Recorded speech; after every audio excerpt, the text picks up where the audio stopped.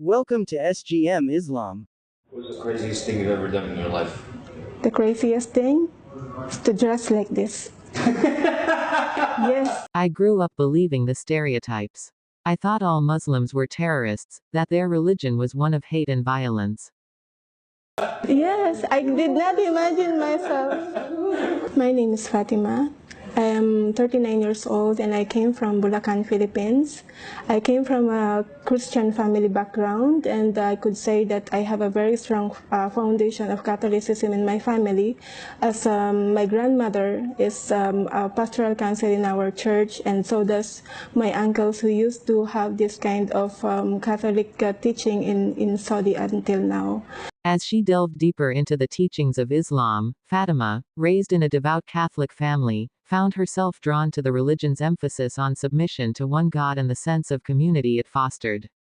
As for myself, I was able to teach also catechism in my secondary years, whereby I was able to teach the elementary pupils about religion as well. Before, I could recall myself saying that I hate Muslims because of what my impression about them is that they were people of terrorism. I was just living opposite of this center, and outside of this center it says Beauty of Islam. Out of curiosity, I came in without planning, and I just took my courage to at least defend my religion.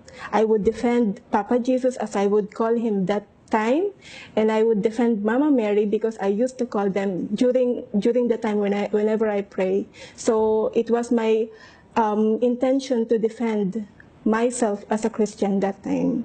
When I came here and I started to listen, I was really trying to deny whatever I heard from the sheikh, because whatever he said that time was actually acceptable in my own logical thinking, but I don't have the courage to accept it verbally. It was a realization on my part that there's something wrong in my belief. I scared about the rejection of my family. As I have said, I came from a very religious background. I came from a very strong Catholic family. And from the time that I realized that my grandmother would be hurt, my uncle would get upset, and they may reject me as a family member, that really was a big factor on my part.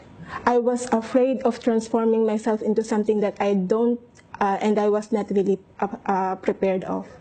I find myself here again, and then everything is settled, but I am not aware that am I going to accept Islam as my religion, because the fear of rejection is really stronger than my plan of conversion. I came to realize that there will come a day that we will be standing in front of our Creator, that there were people who had given me the message and yet I have not accepted. And by that time, the reality of life is, the certainty of life is our death. So what if something happens to me when I get home that night, and then after telling that I have accepted the truth, I still did not bother to testify. So by that time, everything got erased in my head. My family, my children, everything, my friends, the fear of rejection just totally erased. And then I happened to feel like I'm imagining myself standing in front of my Creator, and that is the time when I made my Shahada. Islam teaches me how to be more compassionate towards my parents, towards my grandparents especially. Before, you never know the value of respect. You put your parents, especially your mother, to the highest position, because in Islam we believe that in their feet lies the paradise. I learned the value of time. I learned the value of my spiritual aspect. I learned the value of my submission and the purpose of life, especially because before you were just living as if the time goes by, then let's do whatever it takes. But now, every second counts. You never know when is the time that you'll be facing your Creator, so the preparation is there.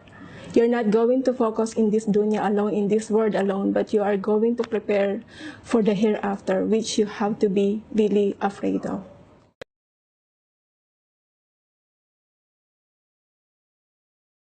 Being rejected by people is is not at all a means for you to deny that there is only one God. And the only turning point that we can assure of our salvation is to submit to His will and be a Muslim. Despite her family's initial shock and disbelief, Fatima's curiosity and quest for truth led her to embrace Islam, and she pronounced her Shahada, feeling a sense of peace and purpose she had never known before. As she donned the hijab and began to practice the 5 pillars, Fatima discovered a new sense of belonging and connection with her Creator, and her journey towards Islam became a testament to the power of faith and the search for spiritual truth.